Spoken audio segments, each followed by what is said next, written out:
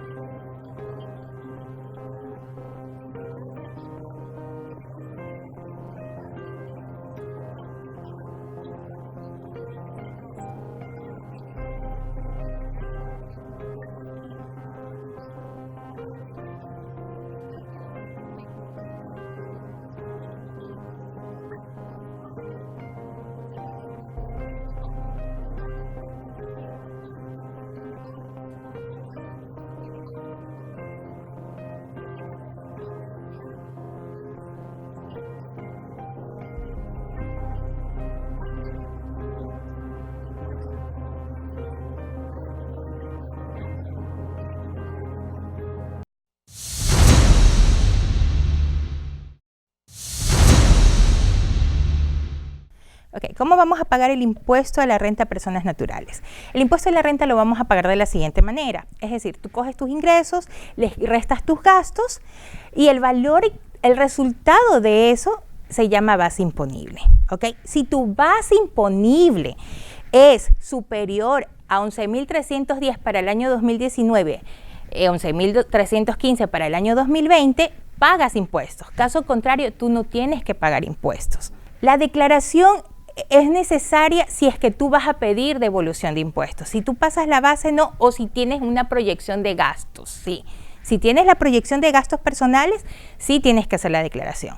Pero si con tus ingresos no pasas la base, entonces no tienes que deducirte nada, no es necesaria la declaración de impuestos, solo si vas a pedir una devolución.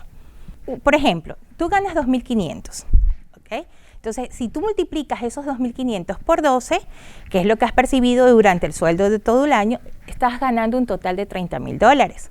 Es decir, en esos $30.000 tú te puedes deducir los gastos personales. Los gastos personales que te vas a deducir, dice la ley que te puedes deducir hasta un 50% del ingreso, pero que no sea superior a $14.703. Entonces, en este caso, así, el 50% de los 30.000 es 15.000, no te vas a poder deducir los 15.000, te vas a deducir solo los 14.703. Si tú haces esta resta de 30.000 menos 14.703, te va a quedar un valor aproximado de $15.000. Entonces, en ese caso, sí tienes que pagar un impuesto. Si el valor que te queda como resultado es menor o igual a $14.703, no pagas impuestos. Las tablas se publican todos los años, a inicio de año, para que tú puedas ver cuánto es el valor al impuesto a pagar para el 2021, en este caso sería, ¿no?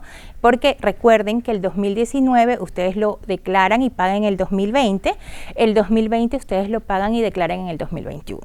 Entonces, ya la tabla ustedes la pueden buscar, googlearla, y de esa manera la pueden encontrar y pueden determinar cuál es el porcentaje o la tarifa que aplican y cuál es porque también pagas una tarifa básica o una fracción básica de acuerdo a los montos, porque van por rango, un mínimo y un máximo.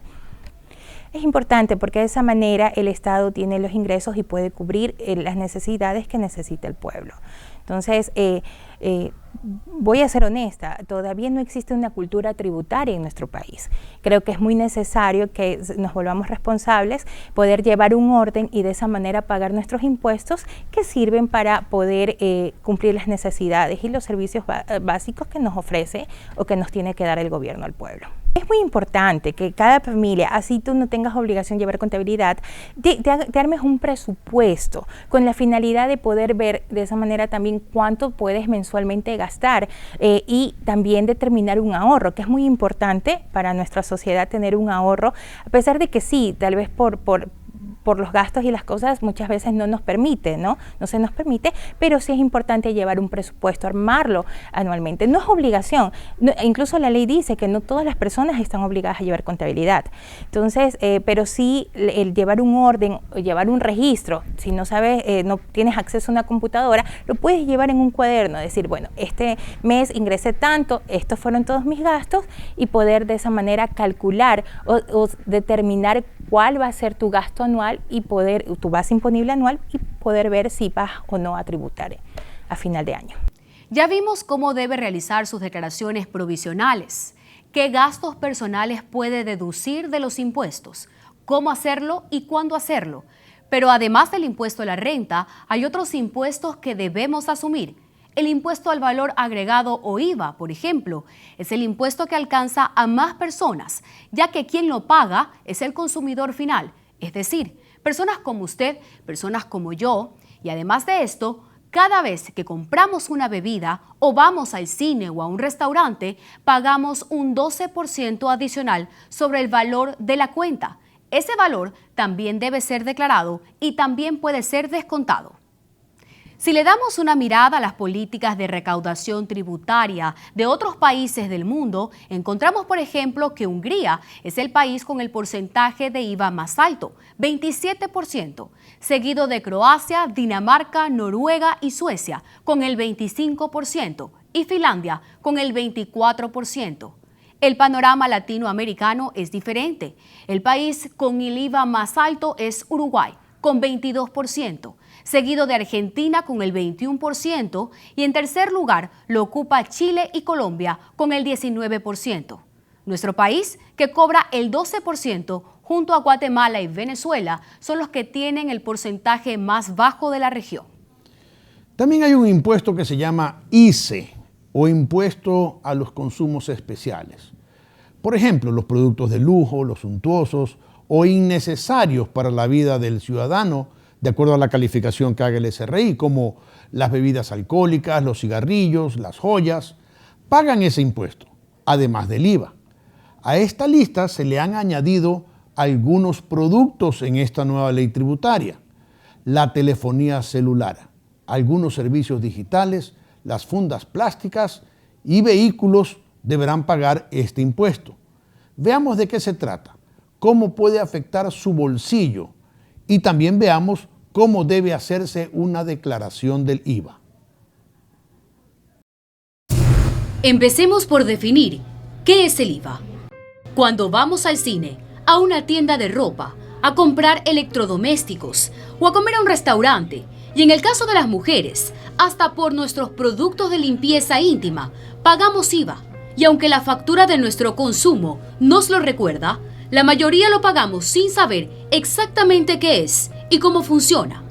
Este 12% que nos cobra en la factura el proveedor del bien o servicio que consumimos debe regresarlo a las arcas del Estado por medio de la autoridad rectora tributaria, que en el caso de Ecuador es el SRI. Todos quienes facturen, ya sea por la prestación de un servicio o la venta de un bien, debe declarar el IVA.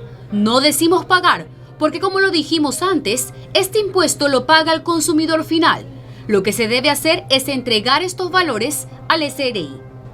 Entre las reformas de la Ley de Simplificación Tributaria, se otorga la ventaja a los microempresarios de realizar desde este año la declaración de IVA o ICE de forma semestral, antes era mensual, y de pagar un impuesto a la renta sobre el 2% de sus ingresos brutos. Entiéndase a microempresas a aquellas cuyos ingresos son de hasta $300,000 anuales.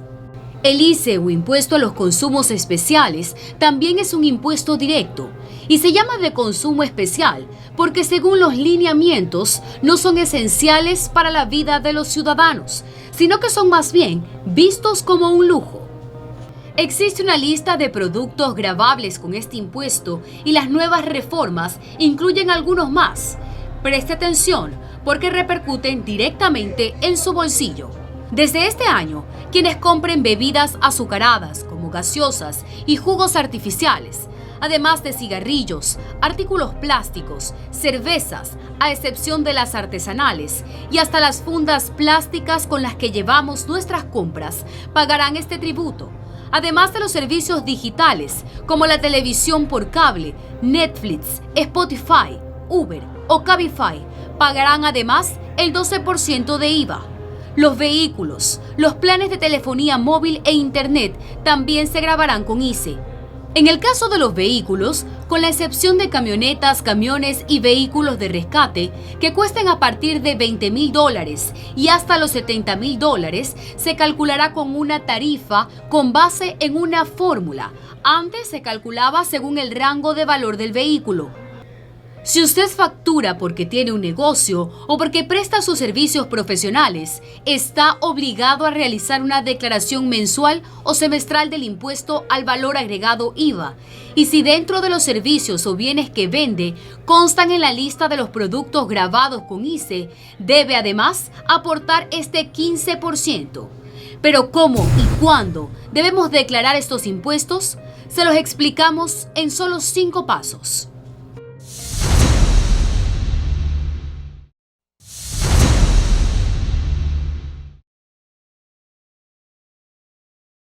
Para ello debe acceder al sitio web www.sri.gov.es. Haga clic en SRI en línea, en el acceso a declaraciones de impuestos, y luego haga clic en elaboración y envío de declaraciones. Ingrese su usuario y contraseña y luego seleccione el formulario del IVA o el formulario del ICE para llenar su declaración. El primer paso es seleccionar el tipo de obligación. mensual o semestral. Si escogió IVA mensual, seleccione mes y año. Y si escogió IVA semestral, seleccione el año y el semestre. Si se trata del ICE, lo mismo, y seleccione la opción con el formulario que le corresponda.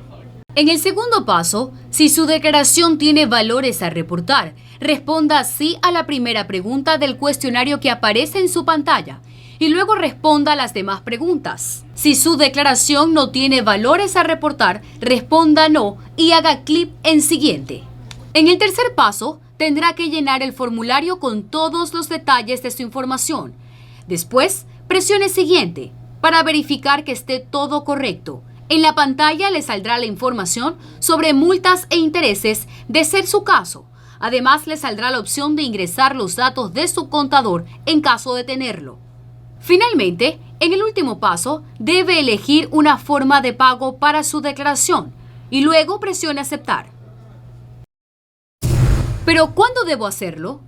En el caso del IVA, el Servicio de Rentas Internas ha establecido para este 2020 el siguiente calendario. Tiene que siempre fijarse en el 9º dígito de su cédula de identidad o de su RUC. Y si, por ejemplo, se trata del número 4, entonces usted tendrá que declarar el impuesto el día 16 de cada mes. Y si prefiere hacer el ejercicio de declaración de forma semestral, tendrá que hacerlo el 16 de julio y el 16 de enero. El ISD o impuesto a la salida de divisas es otro de los impuestos que grava el valor de todas las operaciones y transacciones monetarias que realicemos al exterior, es decir, cada vez que viajamos fuera del país o enviamos dinero al extranjero, el límite que podemos sacar sin pagar impuestos es de 3 salarios básicos unificados. Si la suma sobrepasa este equivalente, la tarifa es de 5%. Entre las reformas más importantes de este impuesto tiene que ver con la salud. Aquellos pacientes con enfermedades catastróficas, huérfanas y raras que realicen sus tratamientos en el extranjero podrán aplicar la exención de la salida de divisas destinados a su tratamiento. Además, en cumplimiento con la Ley para el Fomento Productivo, Atracción de Inversiones, Generación de Empleo, algunas exoneraciones constan.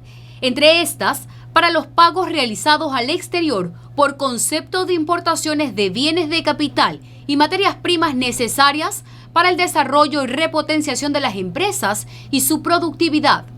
El impuesto a la salida de divisas es receptado por todo el sistema financiero, que a su vez lo remitirá al SRI, y la declaración se puede realizar en línea, al igual que los otros impuestos, solo llenando los formularios. Llevar nuestras cuentas de manera ordenada, guardar nuestras facturas, llenar los formularios adecuados, pagar nuestros tributos a tiempo, puede significar una gran diferencia y no solo a gran escala en beneficio del bien común y de las arcas del Estado, sino también en nuestra economía familiar. A continuación les presentamos una explicación detallada de mano de expertos que nos explicarán el correcto ejercicio tributario y compartirán con nosotros los consejos más acertados sobre cómo llevar nuestra contabilidad.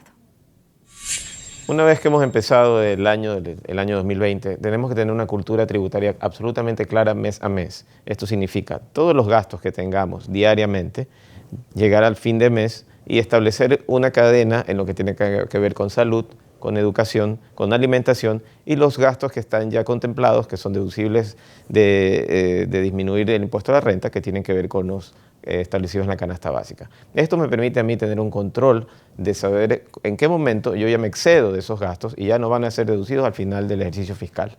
Es importante establecer que dentro de los parámetros que estableció el SRI para lo que tiene que ver con educación, salud, víveres, las madres de familia o todos vamos al comisariato, cogemos el comisariato, cogemos nuestra factura, cada día que tenga mis facturas de la semana y decir, bueno, comenzar a separar los diferentes ítems que efectivamente me permiten a mí deducir los gastos, hacerlo semanal. Si lo hago semanal, yo ya tengo un control proyectado, por lo menos por mes, ¿no? En el sentido de los víveres, en el sentido de la educación y la salud, de la misma manera, hasta llegar a mi base imponible que me permita a mí deducir los gastos, pero hacerlo diariamente, el comisariato de todos los días, ¿no? Los fines de semana, a lo mejor un poco de diversión, que también en ocasiones entra, y tener ya una especie de archivo personal, de archivo familiar, enero, febrero hasta diciembre, y monitorearlo semestralmente. Lo importante acá es tener una cultura familiar económica, valga el ejemplo, ¿no? Incluso si no tengo una computadora al lado, podemos hacer como en la antigüedad, pues tener un libro de ingresos, gastos familiares y gastos familiares que ya sé que voy a tener todo el año, ¿no? Los que son fijos, los que son variables, estos son luz, entretenimiento, etcétera, etcétera.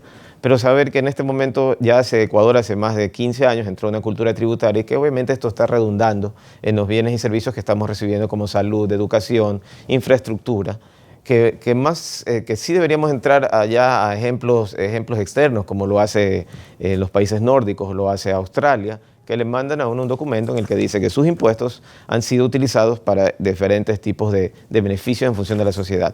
Debemos sí llegar a este nivel de tener un control de nuestros gastos diarios y no pedir para nada el tema del consumidor final, porque incluso si yo estuviera ya excediendo mi nivel de gastos al año, los pido para una persona de la tercera edad, que puede ser mi abuelo o mi abuela, y que a su vez ellos le permiten retornar ese IVA, ¿no? Y permitirles ingresos que a su vez mueve de una u otra manera la economía en este sentido.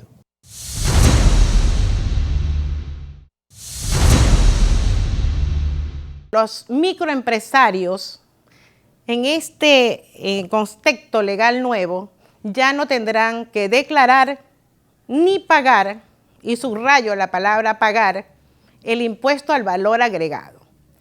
Esto en realidad preocupa porque este grupo de microempresas, que son numerosas, en realidad la mayoría son comercios que han generado IVA por pagar durante muchos años. Ahora el microempresario tendrá que hacer una caja de ahorros, tanto del IVA como en ciertos casos de productos que graben ICE, los que él comercialice o servicios, para que luego de 6 meses le devuelva al fisco lo que él recaudó de sus clientes por efecto de la diferencia entre las ventas grabadas con tarifa 12 y las compras de bienes y servicios grabadas con tarifa 12, que eso es el IVA por pagar. La preocupación es, ¿tendrá el suficiente presupuesto o el ahorro para que ese microempresario en el 7º mes devuelva lo que él recaudó del cliente? Porque el IVA en ventas no es el IVA del contribuyente, en realidad es un agente de percepción. Y eso es lo preocupante, por lo que yo de forma particular diría que por efecto de mejorar la actividad económica, de darle más flujos al microempresario, de activar la economía, quizás ese es el sentido del gobierno, está otorgando un crédito sin intereses a los microempresarios para que trabajen con el IVA que han recibido de sus clientes a efectos de la diferencia, como lo dije anteriormente, y lo devuelvan al Estado en 6 meses sin interés. Lo mismo ocurriría con el ICE. Y eso en realidad habría que ver la connotación, digamos, qué impacto tendría después de 5 años. Belén, como mencionábamos al inicio del programa, nadie se salva de los impuestos. Es nuestra obligación pagarlos como ciudadanos, que esperamos que entre más dinero recaude las arcas del Estado, más dinero habrá para suplir las necesidades básicas del país. ¿Cómo se gastan o se invierten estos recursos? Esa es otra historia que se la contaremos en otro programa. Ahora solo les hemos mostrado cómo debe pagar sus impuestos. Pero les recordamos a los ecuatorianos que somos nosotros, ustedes, nosotros, quienes pagamos los sueldos de los servidores públicos. Y a los servidores públicos también les recordamos que gracias a nuestros impuestos reciben un sueldo y a cambio de ese sueldo merecemos un buen servicio. Hubiéramos deseado que algún representante del Servicio de Rentas Internas le ofrezca al público televidente sus conocimientos y nos explique la forma en que debemos pagar nuestros impuestos. Sin embargo, no tuvimos acceso a ellos por falla del Departamento de Comunicación del SRI. Estoy seguro, estoy convencido que la directora general del SRI, la economista Andrade, hubiera deseado difundir personalmente la información que aquí hemos proporcionado. Ella siempre lo hace, ella está haciendo un muy buen trabajo. Sin embargo, quizás ni se enteró que solicitamos una entrevista con ella. Quienes trabajan en el Departamento de Comunicación son el claro ejemplo de cómo nuestros impuestos son mal utilizados para pagarles un sueldo cuando no cumplen a cabalidad sus funciones. Eso es todo por hoy, amigos televidentes. Buenas noches, esto ha sido todo por hoy. Los dejamos en compañía de Carlos Vera y su programa Veraz.